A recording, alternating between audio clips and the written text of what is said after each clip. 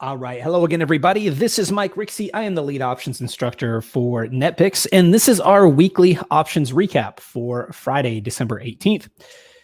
We are heading into a holiday stretch over the next few weeks, so I want to spend some time in today's session talking through how we plan on approaching the next few weeks, specifically next week as we get into a shortened week with Christmas. I do think we've got a little bit of a window to stay active, and I'll talk you through how I plan on approaching early next week. We'll also talk through some of the key markets that we track, as well as taking a look at some of the setups that are on the top of our watch list for next week. So let's go ahead and dive right in. So as we go into the end of the year, markets are sitting right up near all-time highs. It's been another phenomenal week, led by a lot of the key characters that we've seen on the upside. A lot of the tech names strong again this week. The small caps have been amazing on the upside, specifically the Russell 2000. We take a look at IWM. I mean, that market has been relentless on the upside. Everybody's focus today is on Tesla being added to the S&P 500 as of the close this afternoon. It could be a very interesting close with a lot of rebalancing going on going into that event. If you are trading Tesla or SPY, just be very, very cautious. I love trading both of those. I trade both of those names all the time. I do not plan on holding positions on either one of those names here going into this weekend.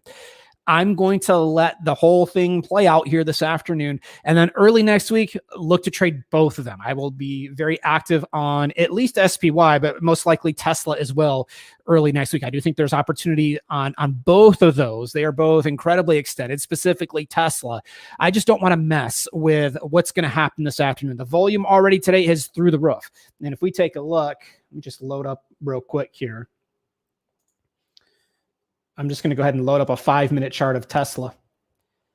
For those of you that don't typically trade it, let me zoom in here.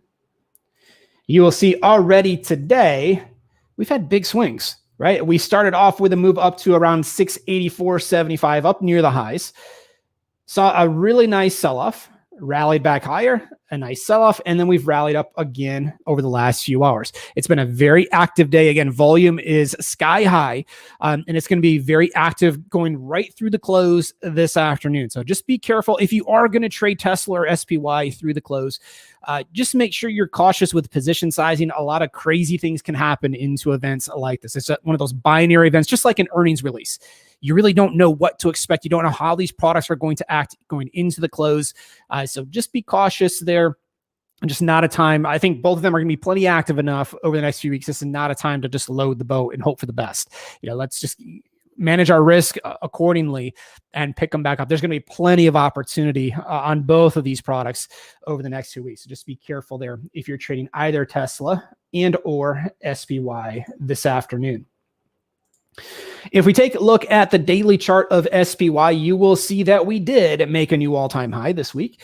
Yesterday's high at 372.46. That is a new all-time high there. No surprise that we stalled out right there, right in front of a big resistance level. 372.50 is one of the areas that we've talked about.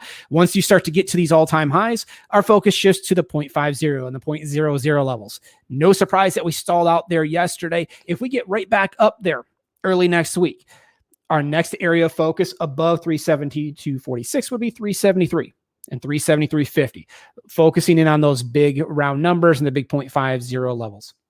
The volume continues to be concerning. I would love to see this market with more two-way action for a couple of reasons. When you see the volume like this, where it's such a struggle to hit 50 million shares, it's like watching paint dry intraday.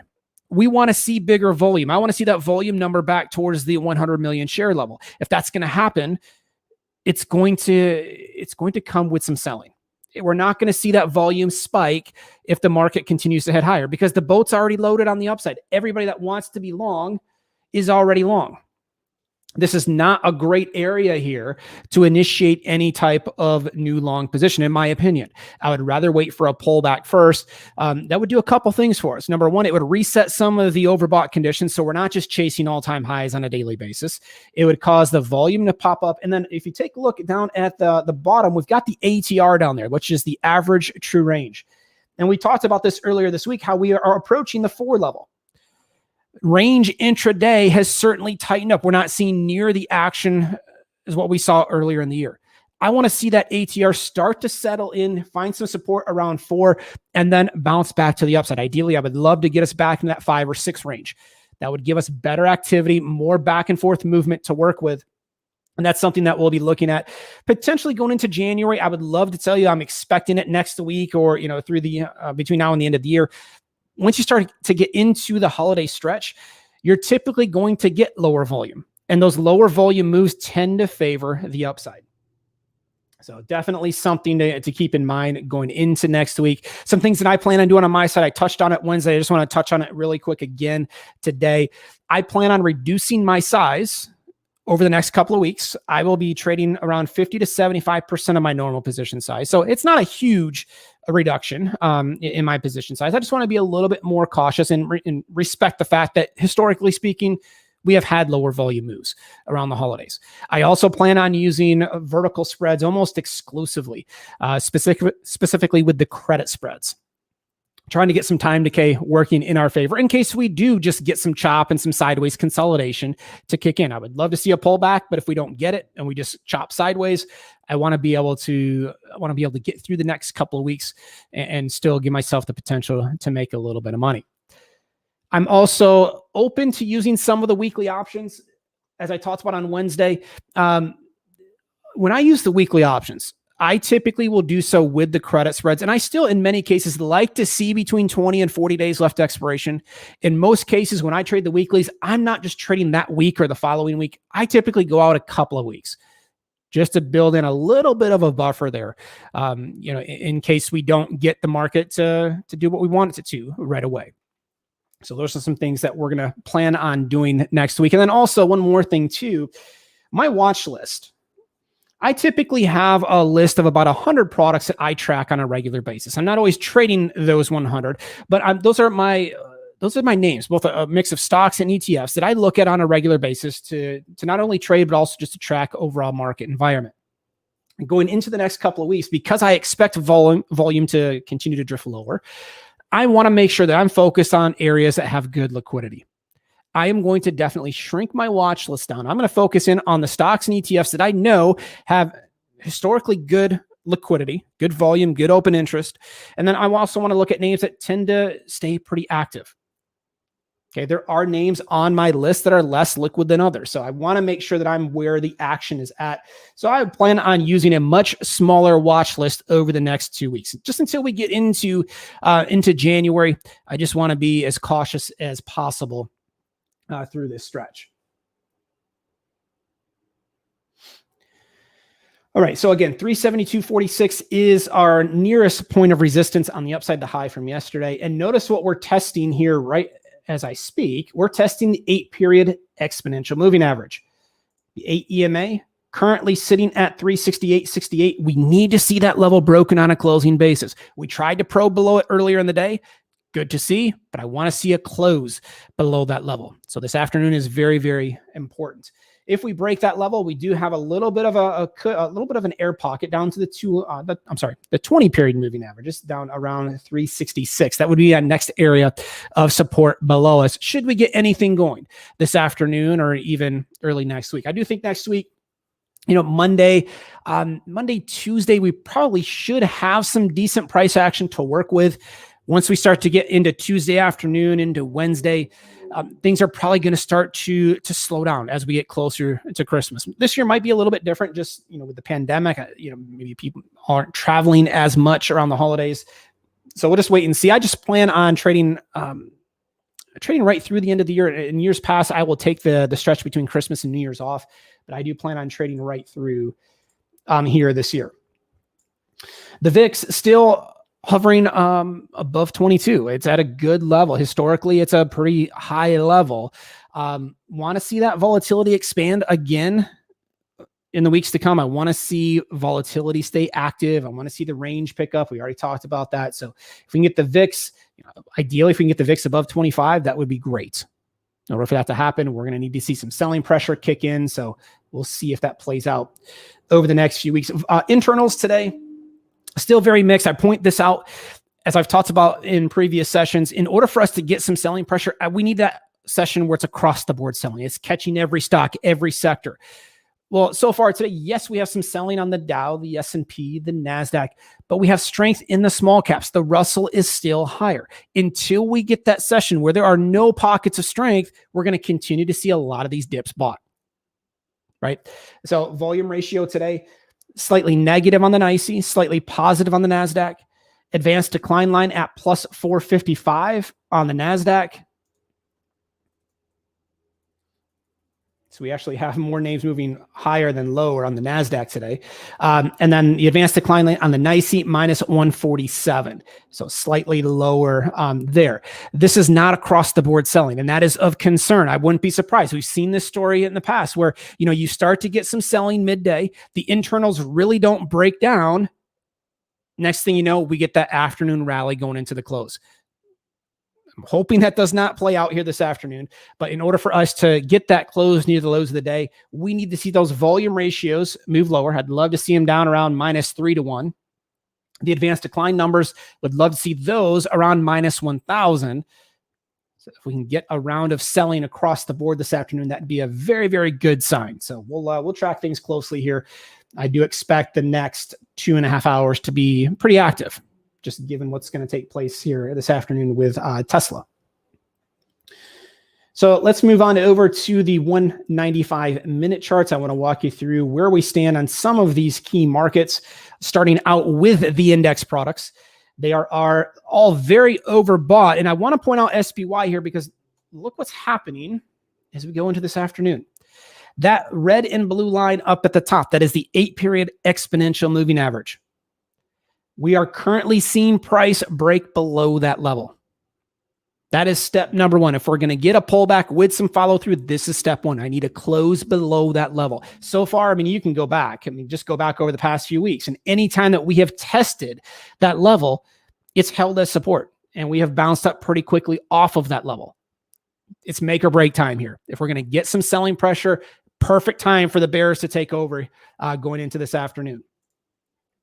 QQQ, the NASDAQ ETF.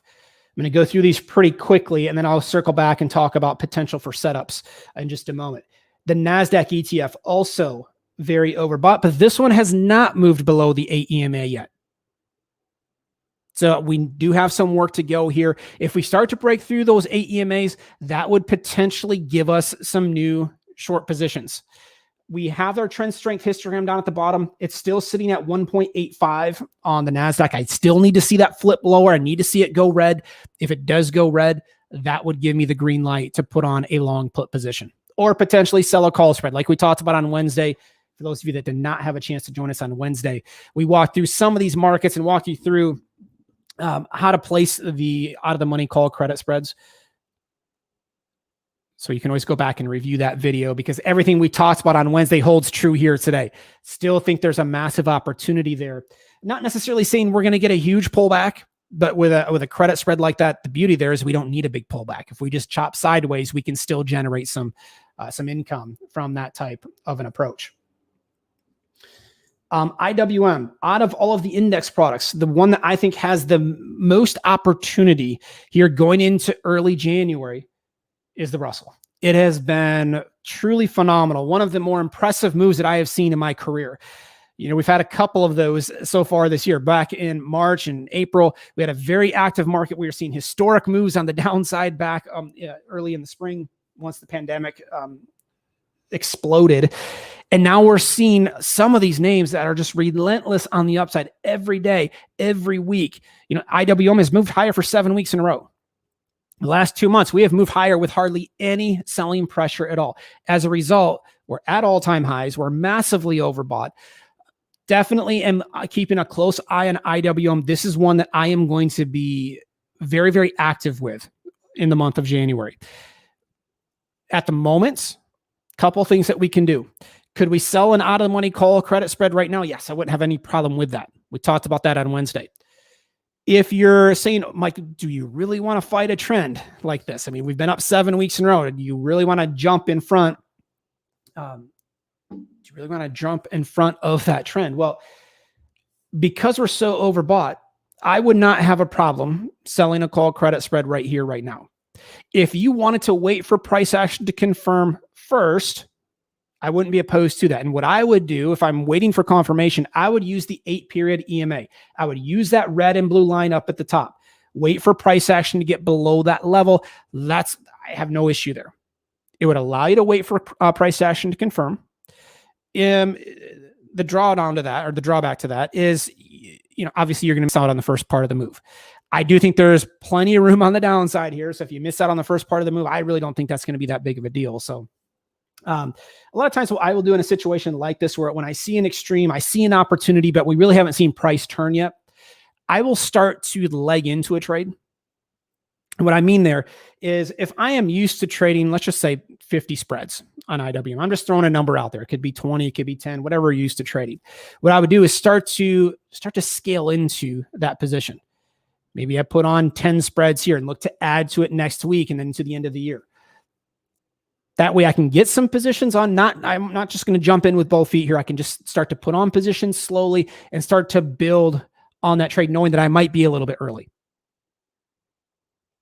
So that's what I am already doing here today. I'm trying to get some positions on IWM. I haven't gotten ultra aggressive as of yet with position sizing, but I am starting to put on a neutral to bearish position. Now, I'm also going to reserve some position sizing here because I want to make sure I have the ability to add some different trade types in the weeks to come. Right now, my focus is strictly on using out of the money credit spreads. If we start to get price action below the 8 EMA and we start to get the trend strength histogram down at the bottom to go from blue to red, that would allow me to potentially put on some long puts as well. Very, very common when we get markets at extremes like this, very common in the months to come for me to have multiple trade types on, a mix of weekly and monthly options, a mix of credit spreads, and potentially some long calls, long puts. So IWM, Tesla, those are two names that I do think we have the opportunity to be active with different types of trades going into January. So what am I looking at as far as trades go here today? Let's go over to the trade page on IWM. And let me see here. Let's go ahead and do this.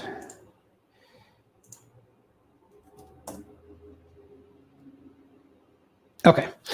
So I have to make a decision here.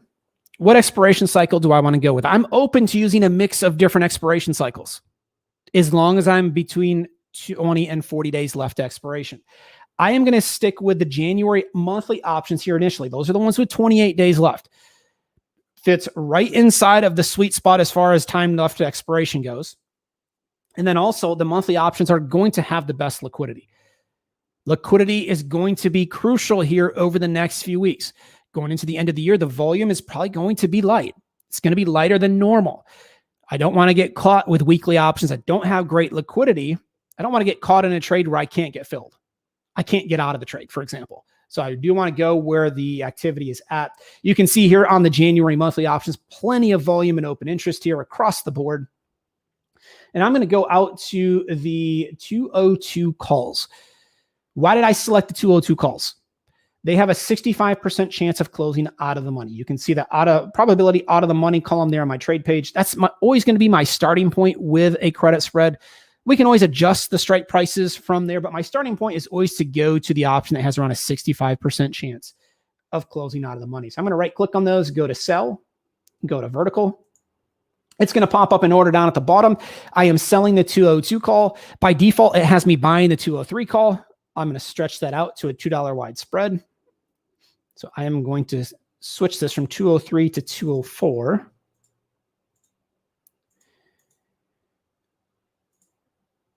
There we go.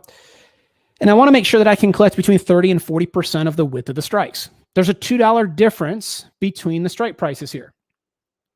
Okay, so if I can collect between 60 and 80 cents or so, that would be an acceptable range. Right now, this one's trading for 78 cents mid-price.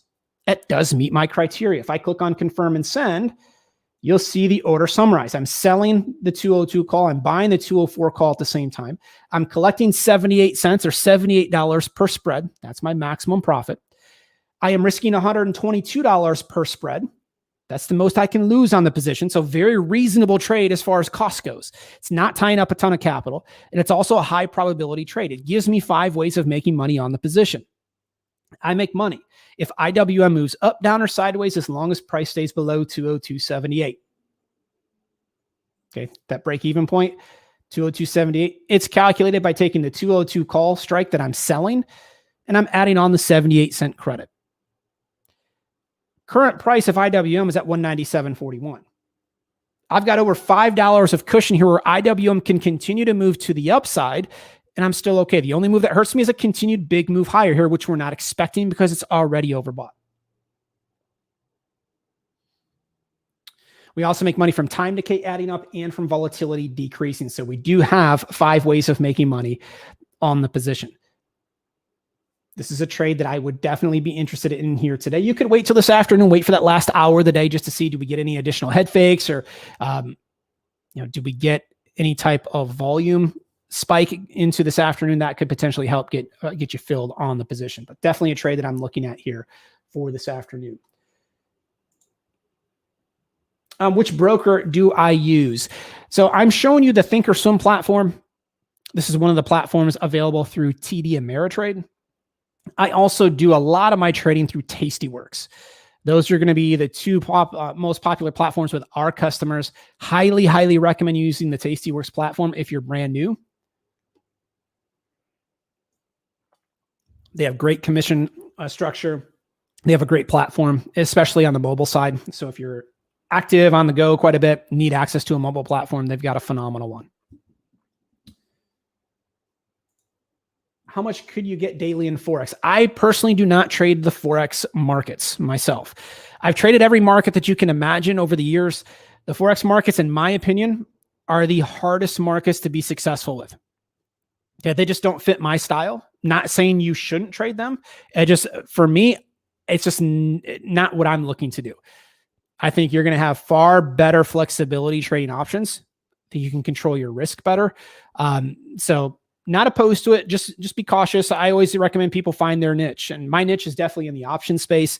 If it's Forex or futures for you, that's fine. You just want to find where your specialty is at. Don't try to master everything all at once, right? Focusing on one area. And I think you're going to be far better off for taking that approach. So if you would like more details on the Forex side, you can send us an email to info@netpicks.com. I can certainly get you in touch with Adnan, who is our Forex expert here on staff, and he can certainly help out with some of your Forex questions.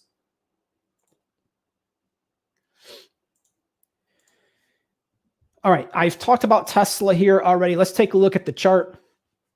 Again, this is a very tricky one, just knowing that it's going to be added this afternoon to the S&P. We are very overbought. We're up near the all-time high. Pulse indicator down at the bottom, that is the red and yellow histogram. It is plotting yellow. The last 4 bars have plotted yellow, in fact. That indicates that price is overbought. We are between a 1 and a 2 standard deviation move on the upside. Doesn't mean Tesla can't move higher, just means it's not statistically probable. Odds favor either a period of consolidation or a reversal to the downside here. Tesla absolutely on my radar for next week. Here's how I would plan to trade it next week. First and foremost, I'm looking for an opportunity to sell an out of the money call credit spread. That's going to be right at the top of my to-do list come Monday morning. Not going to do anything today because I just don't want to get caught by the news this afternoon. If we do start to get a sell the news type of an event, we've had buy the rumor now for the last few months. Tesla's been amazing on the upside. If we start to see a sell the news type of an event where all that good news has already been priced in, if we start to get the trend strength histogram to fall below 0, if it starts to go from blue to red, that would give me an opportunity to add in some long puts as well. So a couple of different ways to play Tesla. The credit spreads definitely can be done right away next week. In order to buy the long puts, I need to wait. I want to see price action confirm next week. I want to see some confirmation on the downside first before I jump in anything there. A couple of the other areas that are on my watch list for next week. We've got some very good liquid products in the financial sector. Citigroup. Take a look at the 195-minute chart here. We've been very, very overbought. Very impressive on the outside. You can see for the last couple of weeks, we've had all of these yellow bars in the pulse indicator, indicating an overbought extreme. Price is between a 1 and a 2 standard deviation move on the upside. Notice what's happening on the right edge of the chart. Price is starting to close below the 8 EMA. We're starting to see things roll over a bit here. So this is definitely an opportunity for me to sell a call spread going into next week. You can do it this afternoon if you wanted to.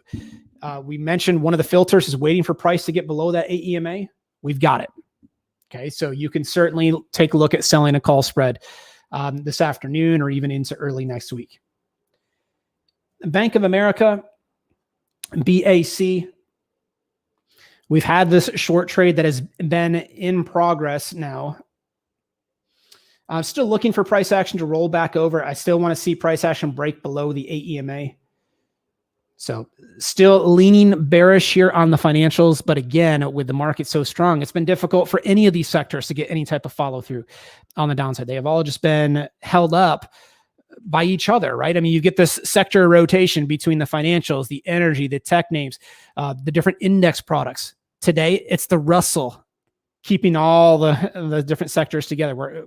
We're really not seeing any type of significant selling so far today because of the strength in the Russell. If the Russell was also lower, I think you would see a very different story. I think we would see a much bigger move to the downside. But with the Russell up, you got the Russell futures up over 10 points. It's preventing any type of bigger follow through on the downside so far.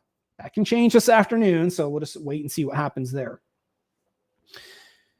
Apple. Go ahead and load up the 195 chart of Apple here as well. As we speak, we are testing the 8 EMA. If that level breaks, that would also give the green light for a short call credit spread. Notice I'm showing you a lot of overbought markets because we just have overbought markets galore across the entire watch list. And what I'm doing here is trying to show you the names that are the most liquid. You can go through the entire watch list and you probably have, I would say, 80 to 90% of that list at overbought extremes. I'm showing you the names that I think are going to allow you to get active with the best liquidity. Apple, the financials, the index products, Tesla.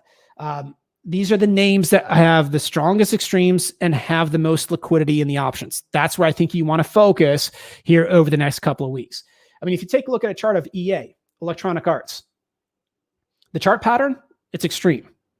I mean, we are very, very overbought. In fact, we have green bars on the pulse indicator down at the bottom. That indicates price being between a 2 and a 3 standard deviation move on the upside.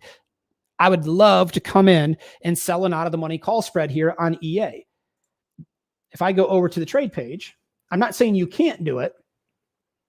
You just want to make sure that on these names, make sure that you've got good liquidity. Okay, you don't have dollar wide strikes here. You've got $5 wide strikes. Your options, if you go ahead and sell the 145, 150 call spread, for example, you've got enough liquidity there. There's enough volume and open interest. If you start to go into the weeklies, that's where it starts to get a little bit dicey. Because now look at those volume and open interest numbers. We went from those numbers being in the thousands of contracts to being much thinner. It's going to be more difficult to get filled on the weeklies. So on EA, love the chart extreme, but I want to be cautious what expiration cycle I use. I much rather would look at the January monthly options here. It's just going to be easier to trade because of the added liquidity.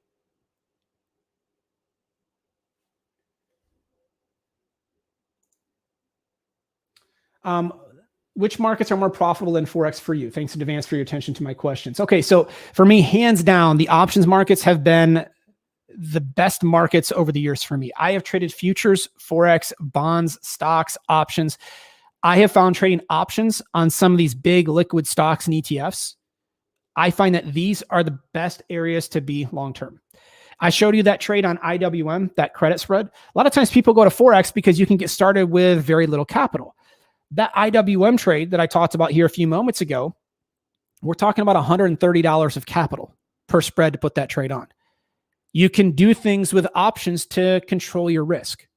Just like you can do it in some of those other markets like the Forex markets, you can keep your risk very small. And as you grow that account, I mean, it's not uncommon for me on IWM. If I'm putting it on a position, I'm trading 50, 60, 70 spreads. I mean, it's you can definitely do it and scale your account over time. There's plenty of liquidity there. But the point being here, if you want to start very small on the option side, you can certainly do that. And that's exactly why, for me, with customers that come to us saying, I want to make money in the markets, what is the best area for me to be in? I always like to start people off on the option side. I just think there's ways that you can control your risk better than any other market out there. So if it were me and I were starting, I've been active now since 2002. So I'm going on almost 20 years now. If I were to start all over now, I had to start fresh right now, I would focus on trading options and I wouldn't trade anything else. That's just me personally. Based on what I've seen over the years, what I've experienced with other markets over the years, I think options are going to be the best place to be.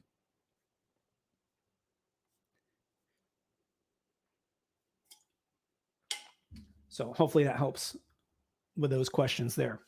So again, next week, guys, if you're going to trade next week, which I plan on doing, I'm ideally going to get most of my new positions on first couple of days of next week, when we still have some liquidity to work with. And who knows? I mean, it's like I said on Wednesday over and over again, it's 2020.